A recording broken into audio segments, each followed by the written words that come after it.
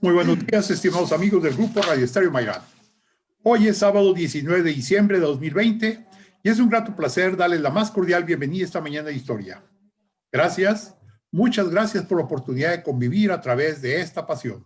Soy Luis Alberto Vázquez Álvarez. Existen personalidades históricas de las que se conocen principalmente sus actos negativos, pero también a la inversa. Grandes héroes de que todo se olvida o se trata de ocultar algunas acciones negativas que enturbiaron sus vidas. Juicio al bíblico rey David. Ese es el tema de nuestra serie Procesos a personajes bíblicos. Y recuerden, distinguidas damas y caballeros amantes de la historia, que para nosotros escuchar sus opiniones nos enaltece, eleva nuestra calidad humana, porque lo que ustedes decidan compartirnos nos ayuda siempre a crecer. Todos ustedes son muy valiosos para nosotros. Por ello les invitamos a que con toda confianza nos brinden su visión del tema y nos honren con ella. Con mucho agrado damos la más cordial de las bienvenidas a nuestros distinguidos invitados. Ignacio Salcido, licenciado en Derecho y maestro en Derechos Humanos, dedicado al libre ejercicio de la abogacía. Muy buenos días, doctor. Muy buenos días, Carlos. Muy buenos días al auditorio. Carlos H. Huerta, licenciado en Derecho y maestro en Derecho, catedrático universitario y abogado consultor con asentación en amparo. ¿Qué tal, doctor Luis Alberto? Nacho, buenos días, Radio Escuchas. Y bueno, como fondo musical vamos a estar escuchando Alabanza, que es una obra de música judía y la vamos a estar escuchando en salterio. Pues bien, para entrar a nuestro tema, nada más voy a hacer una brevísima análisis, sino un recordatorio. Recuerden ustedes que el pueblo de Israel había llegado a Egipto buscando salir de una crisis grave y ahí se quedó por mucho tiempo prácticamente como esclavos. Entonces su Dios, Yahvé, llamó a Moisés, al cual le pidió que sacara al pueblo de Egipto y lo llevara a la tierra de promisión que venía a ser precisamente Canaán. Y después de muchas luchas que ya todos ustedes conocen, Moisés logra sacarlos, se los lleva. Recuerden el pasaje de la apertura del Mar Rojo. Y por 40 años el pueblo de Israel deambula por el desierto.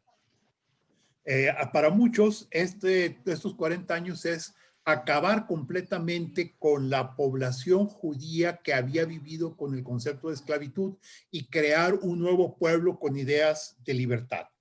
Finalmente llegan a la tierra prometida, a Canaán, donde emana leche y miel. Y ya Moisés deja la dirección del pueblo que toma Josué, pero aquí es importante destacar un aspecto muy trascendente. Este pueblo judío no tenía gobernantes de manera directa. Su gobernante o su tipo de gobierno era teocrático, es decir, ellos creían que Dios era el que estaba realmente gobernando al pueblo de Israel. Y entonces resulta que tanto Moisés como Josué son designados por Dios y cuando ya no está ninguno de los dos, son los sumos sacerdotes los que se encargan de mover al pueblo. Y Yahvé le habla al pueblo a través de los sumos sacerdotes. Pero el pueblo pide un rey, como todos los demás pueblos, y termina por aceptar y se nombra particularmente a Saúl, a quien la Biblia dice que fue electo directamente por Yahvé a través de una serie de sistemas, y Saúl se llegó a convertir en el rey. Pero tiempo después, cuando Saúl ya tenía que dejar de ser el rey, llega un joven que logra derrotar, y esta historia todo el mundo la conoce, que es precisamente David, quien se hace de toda la popularidad, por llamarle así de esa manera, gracias a derrotar al gigante David, el líder de los militar de los filisteos, y que logra por ese camino llegar hasta el gobierno del pueblo de Israel. Ya más adelante escucharemos a nuestros invitados que nos platiquen un poco más de los detalles. Yo solamente estoy dando ahorita el momento histórico de esta época. Y podemos decir que el pueblo de Israel alcanza bajo David un cierto esplendor importante. Yo ahí dejaría mi introducción para invitar a Carlos Huerta, quiere comentarnos más acerca del tema. Gracias, Luis Alberto. Pues sí, amables radioescuchas, como ya lo narró acá de una forma muy sintetizada, pero muy asertiva el doctor Luis Alberto Vázquez, conductor de este programa. Pues sí, fue una serie de transiciones del pueblo israelita, las luchas constantes. Era un pueblo más que peregrino, un pueblo errante, vagabundo, que había perdido un poco el rumbo, y tuvieron primero sus patriarcas, después de Moisés, pues fue Josué. Viene un grupo de jueces donde destaca que más que jueces eran como tipo patriarcas, pero con función jurisdiccional de mediar, como Sansón, el cual sería importante también luego abordarlo más adelante en otro programa. Bueno, entonces, como dijo acá el doctor Vázquez Álvarez, pues sí, primero vino el rey Saúl, pero termina su periodo de rey de una forma anticipada porque se desaparta un poco de la voluntad divina. Debemos recordar, amable auditorio, que en aquel tiempo existían los profetas.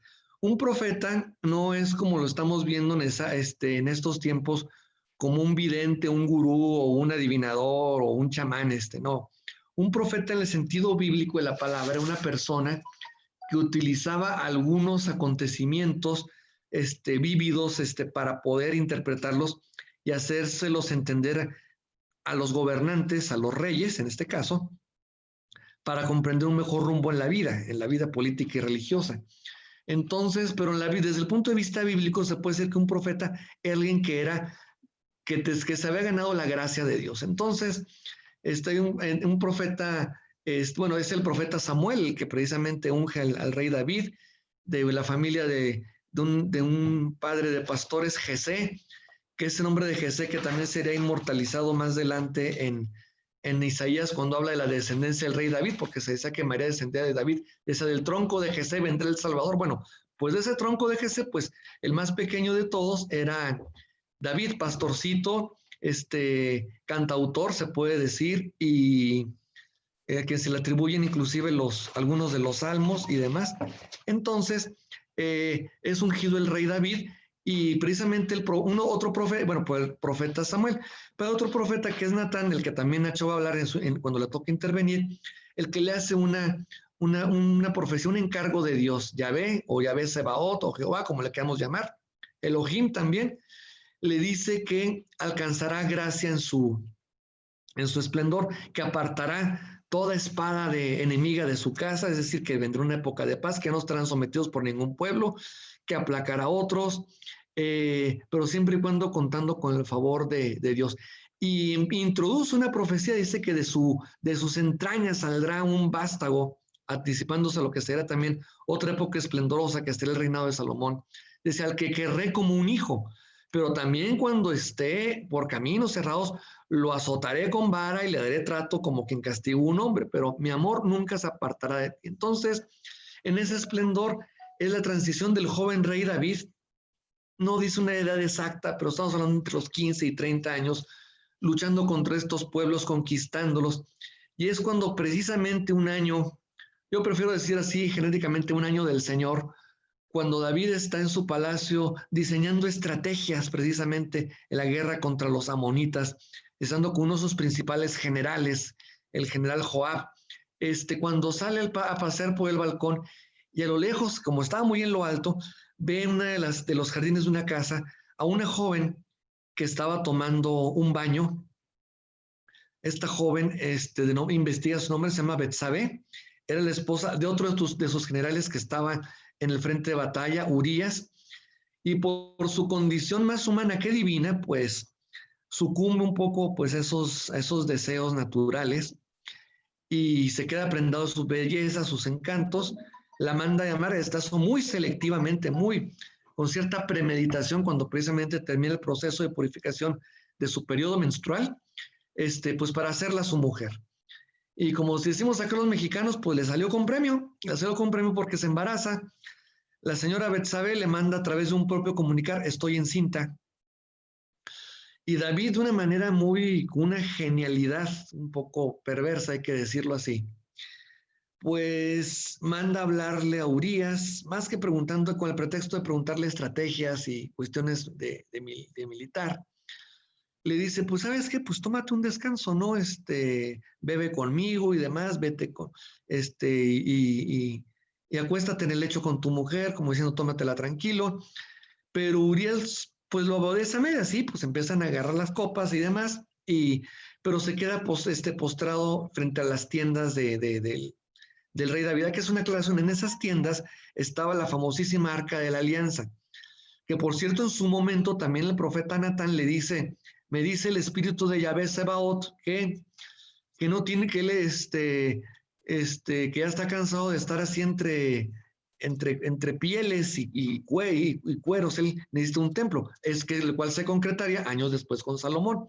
Entonces, como una obligación divina, Urías se queda pues vigilando ahí esa carpa divina y no yace con su mujer, y David lo vuelve a intentar. Entonces, cuando ve que esa estratega así perversa no le está saliendo a modo, pues le dice a Joab, ¿sabes qué? Pues mira, por estrategia vas a mandar al mero frente de batalla a Urías, precisamente contra los amonitas, y la idea es que perezca. Entonces, pues ya estamos viendo una actitud ahí un poco dolosa, del cual abundaremos un poquito más adelante, y debido a eso ocasiona la muerte de Urías a manos de los amonitas enemigos por ponerlo en el área de mayor riesgo y demás.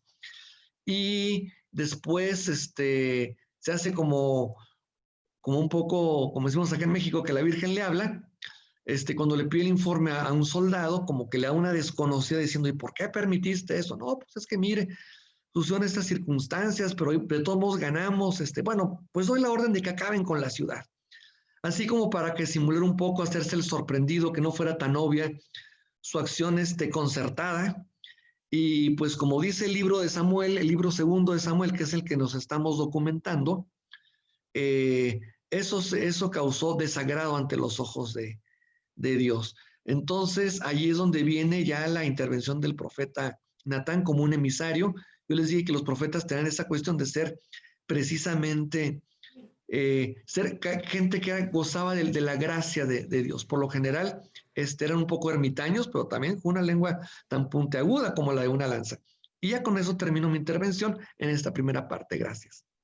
Ahora bien, a mí me gustaría, antes de que Nacho nos platique con precisión lo que Natán le dice a David, considerando que nos queda poco tiempo de este bloque, si quisieran ampliar, por ejemplo, Nacho, antes de entrar directo al tema de Natán con David, si quisieras ampliar algo de la etapa histórica.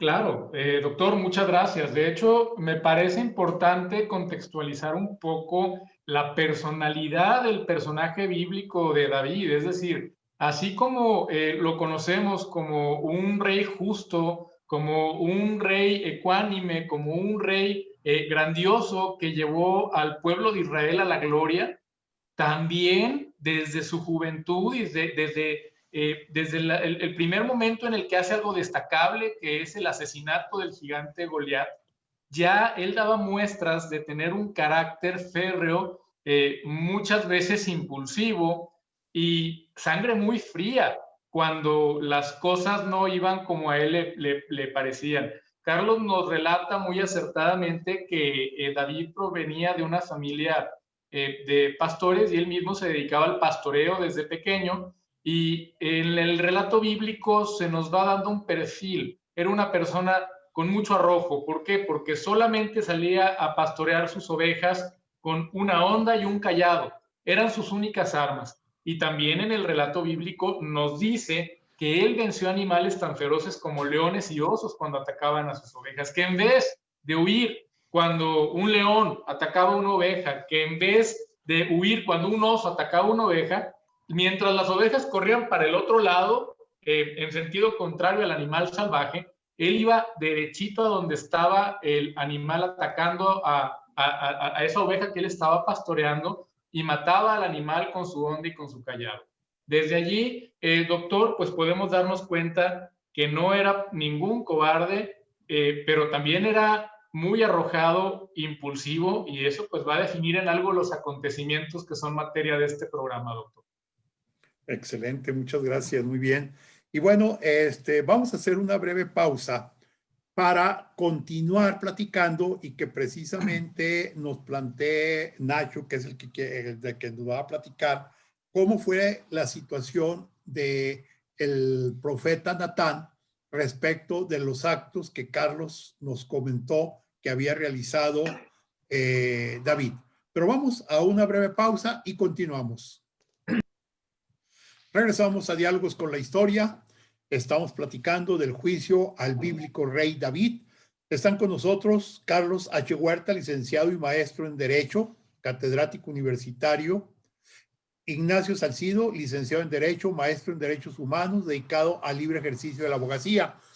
Y antes de ir a la pausa, conocíamos la personalidad del rey David, el famosísimo rey David, sí, el mismo, el de las mañanitas, ¿sí? Y nos decía precisamente, Carlos, que era salmista, además, componía salmos. Precisamente la música que estamos escuchando está relacionada con una alabanza que David hace. Pero Ignacio Salcido nos va a comentar acerca de qué pasó después de este momento. Sí, doctor, estábamos poniendo un poco de contexto antes de esta acción tan relevante en cuanto a la personalidad de David. Como recordarán, David es el que pasa la historia por vencer al soldado más valiente, más grande y más feroz de los filisteos, y de esa manera es como él logra aproximarse más a Saúl, que era el rey de Israel. Como bien comentó Carlos y usted también un poco antes, el problema que tenían los israelitas es que eran un pueblo que no estaba organizado. Y los filisteos, en cambio, sí, los filisteos eran un pueblo guerrero. De hecho, de los filisteos deriva el nombre de lo que hoy es Palestina. Con motivo de esa desorganización, los israelitas deciden unirse bajo una organización monárquica, pero para elegir a un rey, pues ellos toman la voz del profeta Samuel, y Samuel es quien unge a Saúl como rey. Cuando Saúl se vuelve rey, el pueblo de Israel empieza a tener una serie de victorias muy importantes en contra de los filisteos, y los filisteos deciden llamar a todos los ejércitos que tenían combatiendo en diversas partes para formar un solo frente y tratar de acabar con los israelitas. Allí en ese momento, en esa batalla decisiva, es cuando surge la figura histórica de David y se aproxima él al rey Saúl, porque mata al gigante Goliat y con esto consigue la desbandada de los filisteos. Se vuelve el capitán más importante de los israelitas, David, y eso, irónicamente, en vez de generar un agradecimiento en Saúl, provoca celos. ¿Por qué? Porque la población hacía cánticos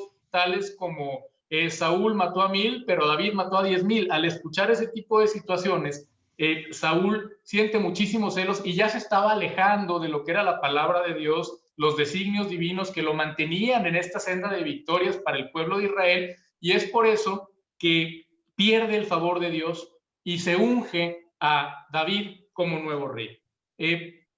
David logra con el paso del tiempo volverse rey no nada más de las tribus del sur, sino también de las tribus del norte. Es muy destacable que las personas, en el momento en el que vieron lo avasallador de su poderío, el crecimiento exponencial que estaba teniendo la figura política de David, fueron quienes se encargaron de dar muerte a sus rivales.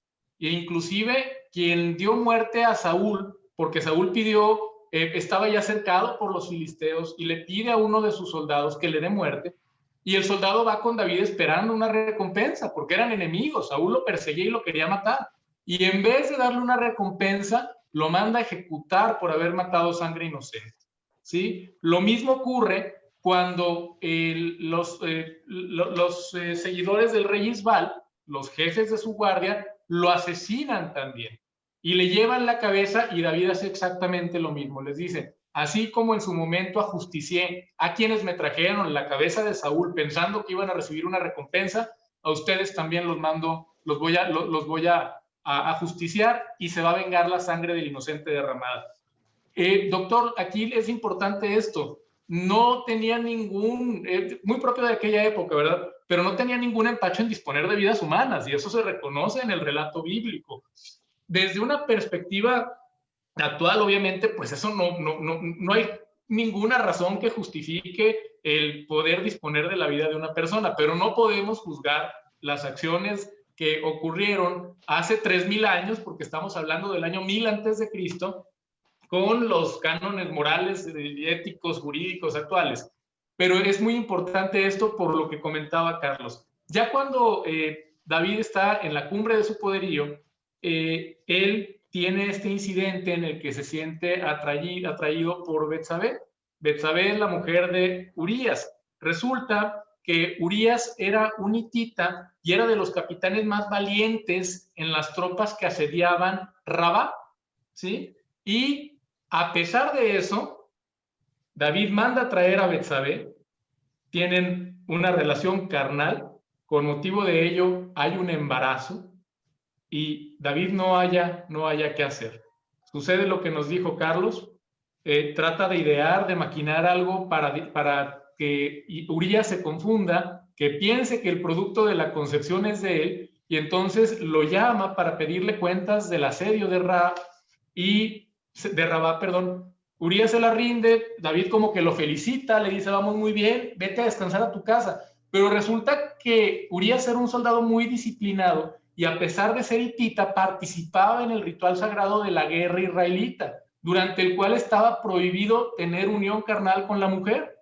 Y entonces le dice, yo no puedo ir a casa, yo no puedo yacer con mi mujer, mientras está el arca de la alianza y mientras el ejército está a la intemperie. Ve que no resulta, lo vuelve a intentar emborrachándolo, como bien dijo Carlos, de nueva cuenta no resulta y finalmente idea este plan que es, que es materia de este programa. ¿En qué consiste el plan? Manda a llamar a Joab, que Joab era el jefe de sus fuerzas, las que dirigían el asedio. Le da la indicación de que se monte un ataque a la ciudad y que vaya Urías en las primeras líneas. Cuando ya vaya a atacar el enemigo, que huya todo el ejército, pero que dejen a Urías en primera línea, dejándolo solo para que muera. Era totalmente intencional la búsqueda de la muerte de Urías. Joab así lo hace y le rinde un informe en el que le indica, le dice, durante una salida, porque era un sitio, entonces le dice, durante una salida, lamentablemente murieron muchos hombres, entre ellos Urías. Finalmente, lo que dice Carlos, devastan la ciudad y en el relato bíblico es muy destacable que los personajes siempre tienen su libre albedrío. Es poco común que intervenga directamente Dios, que intervenga directamente el Señor, pero en esta ocasión esa es una de esas situaciones. ¿Por qué? Porque textualmente se dice que tras ejecutarse el plan sobre Urías, tras disponer de la vida de Urías de esa manera, el Señor reprobó lo que había hecho David. ¿Y cómo se lo hizo saber? Por medio de la voz de los profetas. El profeta Natán llega por instrucción divina y le plantea al rey David que no hay que perder de vista que en aquella época no existía la división de poderes como existe hoy. Entonces el rey era el ejecutivo, el legislativo y el judicial. Y le presenta el profeta Natán un caso judicial para resolver. Le dice, había un hombre rico que tenía muchos rebaños de ovejas y bueyes, y uno pobre que solo tenía una corderilla y la quería como a una hija. Un día que el rico quería ofrecer un banquete a un invitado, hizo matar la cordera del pobre. El rey David le contestó, el que ha hecho eso es reo de muerte. Y Natán, ¿qué le responde? Le dice, eres tú. Es una analogía entre lo que la conducta desplegada por David. No hay que perder de vista que en aquella época era bien vista la poligamia por parte del varón. Podían tener un séquito, podían tener una gran cantidad de esposas, y entonces en eso se equipara el hecho de que le ponga este ejemplo en el que el hombre rico podía disponer de rebaños enteros de ovejas, de bueyes, él podía disponer de todo el reino de Israel.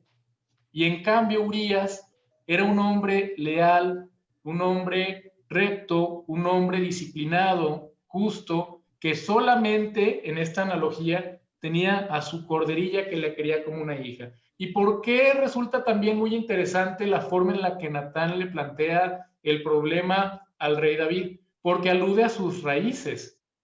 alude a que David perfectamente va a saber cuánto puede apreciar un ser humano a un cordero, porque él fue pastor, él sabía cuánto amor se podía tener por uno de sus corderos, él mismo arriesgaba su vida por sus corderos, así lo establece el relato bíblico. Y de esa manera fue que le hicieron ver que lo que había hecho era sumamente reprobable. Ahora, se trata este programa de hacer un ejercicio interesante, de analizar bajo una perspectiva actual la juridicidad o no de las conductas desplegadas por los personajes históricos.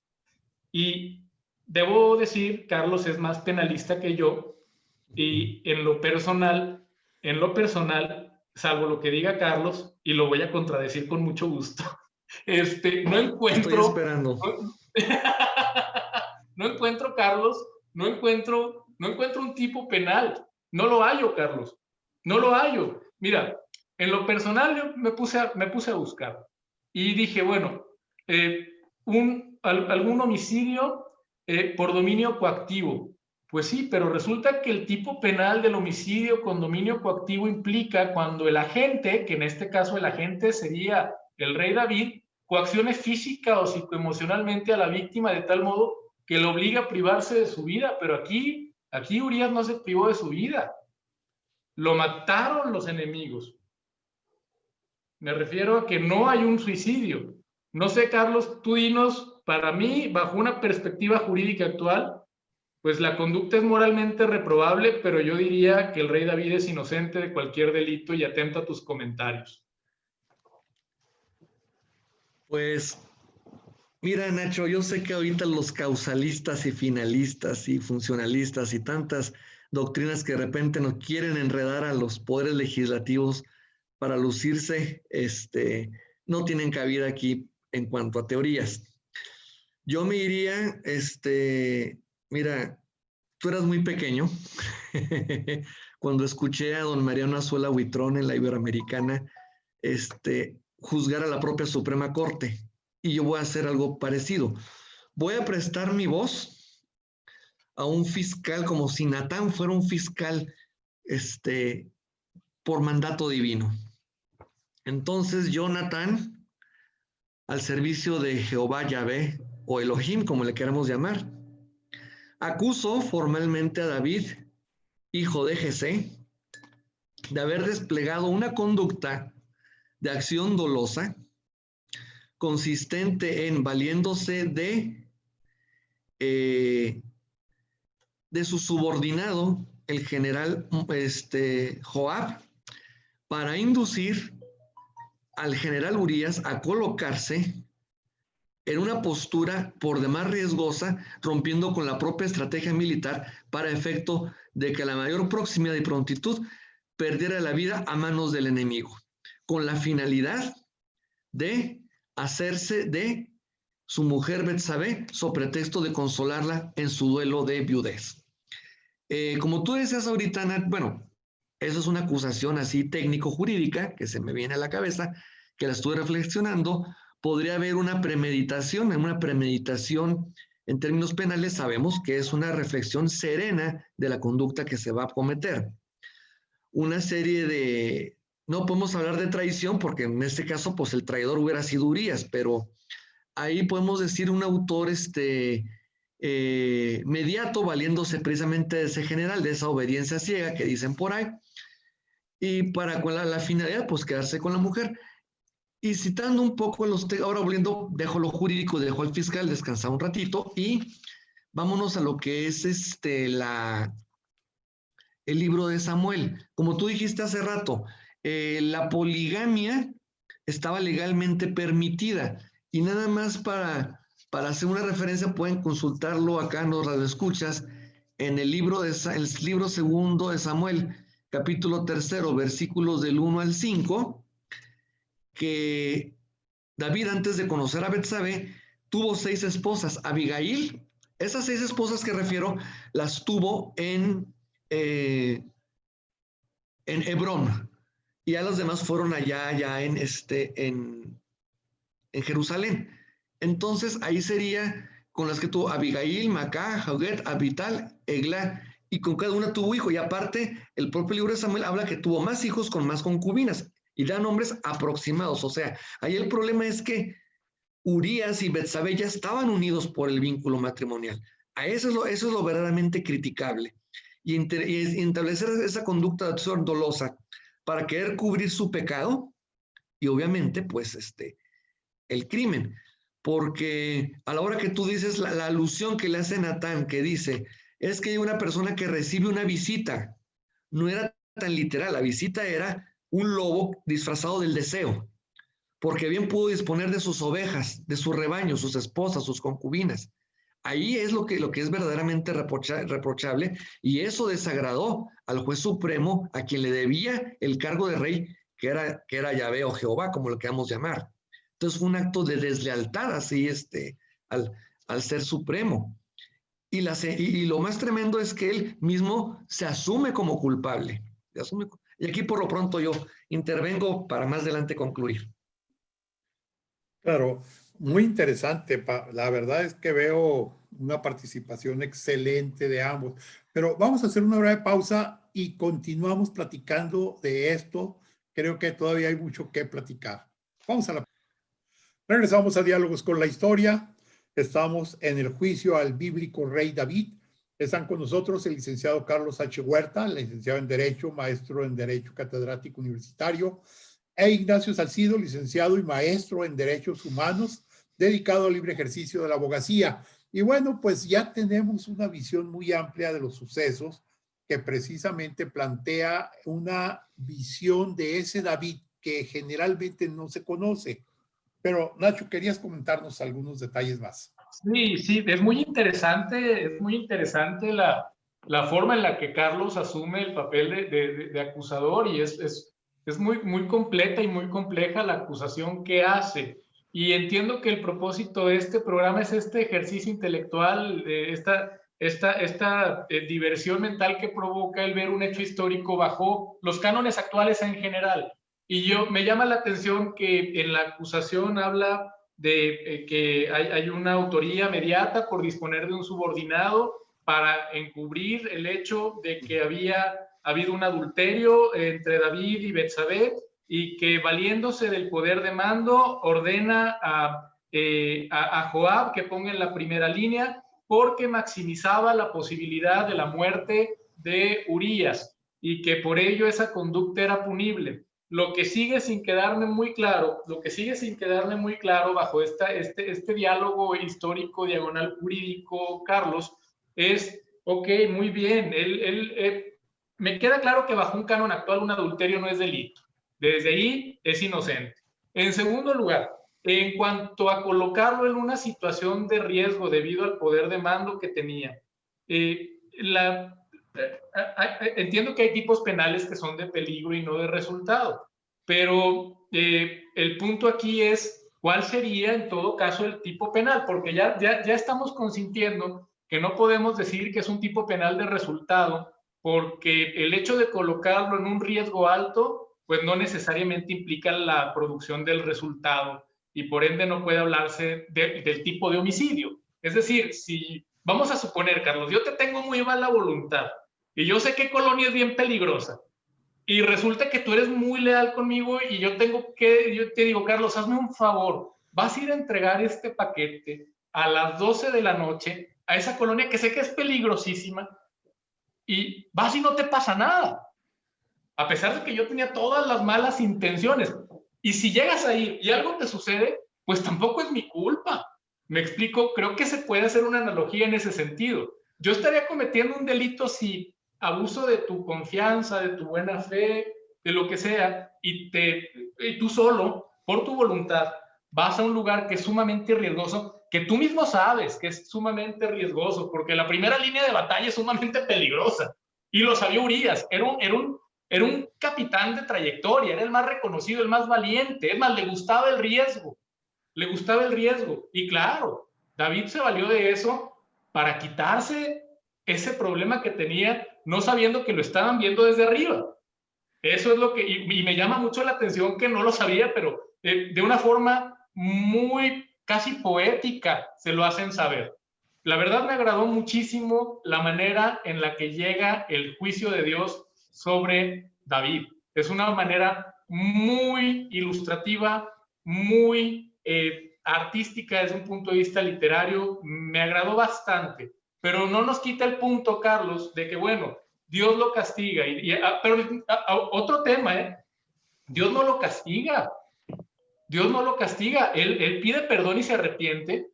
Y a diferencia de con Saúl, porque a Saúl sí le retira su apoyo Dios. Saúl, cuando ya estaba desesperado en las batallas, Saúl, cuando ya iba su poderío disminuyendo, intenta llamar a Dios por medio de los profetas, quienes utilizaron las piedras Urim para ver cuál consejo divino le daba el Señor para ganar las batallas, para salvar su vida, para salvar a su pueblo. Pero el Señor le había retirado totalmente su apoyo, cosa que no ocurre con David. Es decir, si nos vamos inclusive al juicio de hace 3000 años, pues creo que le dieron una sentencia absolutoria, porque él siguió reinando varios años más, e inclusive uno de sus hijos, que precisamente es el que tuvo con Betsabé, o díganme si me equivoco, pero hasta donde sé, el rey Salomón es hijo de David y Betsabé, es el que continúa con la dinastía. Entonces, ¿quién lo castigó? ¿O cuál delito cometió? Desde aquella época, Dios, es decir, el ser más sabio del universo, no nada más le perdona la vida, le perdona el reino, le perdona el linaje, cumple la promesa que le había hecho de construirle una casa, porque como recordarán, cuando el arca estaba fuera del palacio de Jerusalén, David, precisamente al profeta Natán, le externa su intención de construirle una casa digna al Señor. Y Natán regresa con esta respuesta espectacular. Le dice, tú me quieres construir una casa cuando yo no te la he pedido. Yo te voy a construir una casa a ti. Y eso significa, la casa es una alegoría de la dinastía. Yo voy a hacer que tu linaje perdure por la buena intención que tuvo David. Pues le cumple la promesa. Es decir, nunca le retire el apoyo divino. Entonces, Carlos, a mí la única duda que me queda claro, sí, vamos a hacer una acusación, pero una acusación, es decir, estamos enunciando los hechos, valerse de la subordinación y tener una autoridad inmediata, pero para cometer, ¿qué delito, Carlos? ¿Cuál es el delito? Y te insisto, yo no soy penalista, por eso es que tengo tantas dudas. Pues mira, Nacho, a lo mejor, y lo digo tristemente como abogado y como creyente, qué lástima que hace 12 años, hace varias legislaturas, a todo el nivel nacional, suprimieron el delito de adulterio, porque como fenómeno social sigue, y como pecado también. Pero bueno, estamos viendo, yo sí tengo, pues como dicen por ahí, otros datos, y es el propio Samuel, libro segundo de Samuel, cuando le dice que precisamente, no, dice que durante una temporada no, sí tendrá la espada en su familia, y es una alegoría. Acuérdense que la Biblia es alegorías. Entonces, muere, bueno, había la profecía de Salomón, obviamente, pero el primer hijo que tiene, el del pecado, ese se muere. Y David se la pasa ayunando y demás, y se desgarra vestiduras. Ajá, entonces, ya después viene Salomón, que viene el esplendor y la gloria, y también decadencia, como toda época y todos gobernantes, ¿verdad? Pero también viene el gran pecado de Absalón, por la codicia, por el poder, y empieza con ese poder, primero, cometiendo incesto, violación con su, bueno, no violación, más bien incesto, es violación, pero redundando un poco en el incesto, con su hermana Tamar, que le engaña también por, oye, que estoy enfermo, que me muero, hazme de comer, y de repente, pues vámonos, la toma por la fuerza, y ella resiste. Y luego después toma las concubinas de su padre, entonces, y cae en manos de los enemigos. Yo pienso que, digo, yo como creyente me meto un poco en esto, y perdonen, y es cuando a veces dicen, es que Yahvé, Jehová del Antiguo Testamento, es un Dios celoso, cruel y demás. Yo no me atreveré a juzgarlo de esa manera, más bien es una reacción ante el egoísmo y la voracidad de humana. Por eso es un antiguo testimonio, una antigua alianza que se rompe con el pecado del hombre, y después viene el Nuevo Testamento a renovar todo eso, precisamente del tronco de Jesé, que es Jesús. Sí es algo terrible.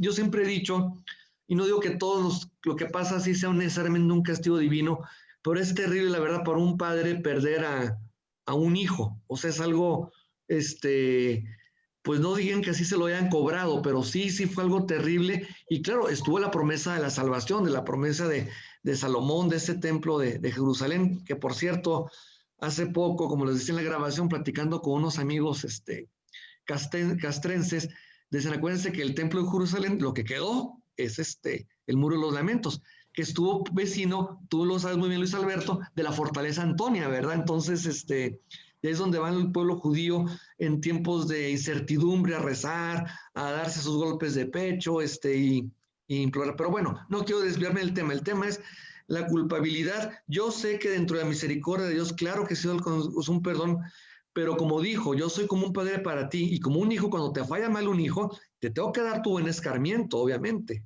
Bueno, es lo que me intervendré yo este momento.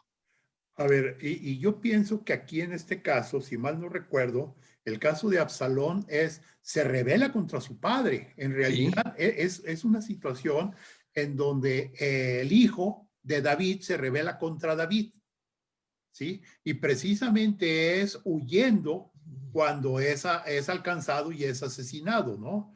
Si mal no recuerdo, su cabellera era muy larga, y va huyendo y se enreda en unos árboles, y allí es donde los soldados que lo van persiguiendo lo matan. Y eso para David es terrible porque era su heredero, estrictamente hablando. David va a sufrir mucho con ello. De hecho, doctor, es muy importante tomar en cuenta que ¿quién fue el que puso materialmente Urías en primera línea? Joab. ¿Y quién fue el que mató a Absalón? Él mismo. Sí. Él mismo. Es decir, él no tenía ningún empacho. Y lo que pasa aquí es que en un primer momento, cuando Absalón buscaba el trono de su padre, cuando Absalón comete este acto de traición en contra de su padre, sabe de la capacidad militar de Joab y lo llama para sus filas. Pero resulta que cuando consigue entrar en Jerusalén, porque David ya estaba en la vejez y huye, en vez de perseguirlo, él celebra, toma el castillo, pero en vez de ratificar en el cargo a Joab, nombra jefe a Amasá, que era otro jefe militar, pero de menos capacidades que Joab, y nunca se imaginó que con esto iba a despertar la ira de Joab, que va de nueva cuenta con David, le ayuda a organizar el contraataque, vuelven a conquistar Jerusalén, y luego Joab mata a Absalón. Aquí yo difiero un poquito de la visión de Carlos, muy respetuosamente. Absalón muere por su propio pecado. Absalón muere por sus propios pecados, por sus propias ambiciones, por sus propias traiciones, y en mi muy particular punto de vista, no me parece que haya sido como una revancha por la posición en que colocó David a Urías. Y lo que sí es verdad es que David desestabilizó el Estado de Israel, porque no obstante que Absalón había conspirado con cierto éxito en su contra, cuando David retoma el poder y se entera de que, primero, lo primero que pregunta cuando le dicen, hemos vencido, es, ¿y está bien el muchacho Absalón? Es decir, en vez de darle importancia a su poder político, lo primero, como padre, ¿qué pasó con mi hijo? Y le informan que ha muerto. Y entonces él entra en un luto desgarrador que su séquito lo toma muy mal. Oye, había soldados arriesgando su vida por ti, por mantener este orden social que habías conseguido, que dieron la vida, y tú lo que haces es lamentarte por la muerte del enemigo. Lo obligan a David a salir y dar ánimos a su ejército, no obstante el dolor tan profundo que tenía en el corazón por la muerte de su hijo. Pero aquí el punto, Carlos, es ese. Entiendo la muerte de Absalón, pero para mí eso no podría constituir un reproche del Señor en contra de David, porque a Absalón le colocan su propio pecado. Es decir, en el relato bíblico, de vez en cuando, sí, en vía de revancha, muere gente de la que no se relata que haya tenido algún pecado y que se pudiera considerar que es por una revancha divina. Pero aquí sí le colocan un pecado, una causa de muerte a Absalón para morir como murió. Muere por su propia responsabilidad y no por la responsabilidad de su padre. No sé qué piensas al respecto, Carlos. Pues yo siento que no hay mucha polémica y nos faltarán hasta argumentos, ¿verdad?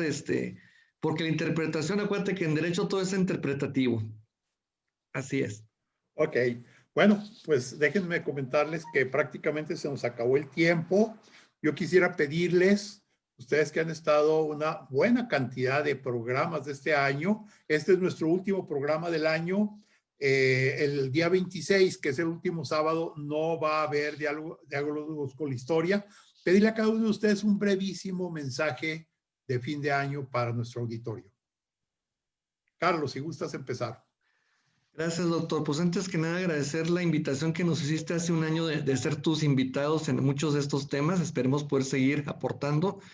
Y a las familias laguneras y más allá donde se escuche este programa, pues que prevalezca ahorita la paz, la armonía. Va a ser una Navidad y fiestas decembrinas diferentes con los que estemos más próximos a nuestro alrededor y los demás, pues a través de las tecnologías y las comunicaciones. Quedémonos en nuestras casas con nuestro entorno básico y ya más adelante yo apuesto que vendrán tiempos mejores. Luis Alberto, Nacho, feliz Navidad y próspero 2021. También gracias, Grupo Resteo Mairán. Nacho, Ignacio, Salcito. Pues, doctor, igual que Carlos, sumamente agradecido con usted, sumamente agradecido con Carlos. Realmente esta oportunidad de participar en este programa ha sido de muchísimo aprendizaje para mí. De verdad he aprendido muchísimo, tanto de los textos que he tenido que estudiar como de ustedes dos. Muchas gracias por sus enriquecedoras intervenciones y muchas veces correcciones. Al auditorio, muy feliz Navidad, muy feliz Año Nuevo. Es tiempo de portarnos diferente porque la situación es histórica. Hablando de diálogos con la historia, estamos pasando una pandemia histórica y como tales, yo creo que merecemos pasar a la historia como una sociedad responsable, como una sociedad que se comportó a la altura. Entonces, hagámoslo. Felices fiestas. Siempre habrá forma con estas tecnologías de abrazar desde la distancia a nuestros seres queridos. Carlos, Nacho, muchísimas gracias. Gracias a mi compañera Claudia Martínez Martel en la coordinación general de este programa, a Roberto Ríos en la dirección de grabación y a todo nuestro auditorio, nuestro querido auditorio, muchísimas gracias por escucharnos este año 2020 y les deseamos una maravillosa Navidad pletórica de alegría en la salud y en el amor y un año 2021 fabuloso. Los esperamos hasta el sábado 9 de enero. Muchas gracias, muy buenos días, muy feliz fin de semana. Cuidémonos.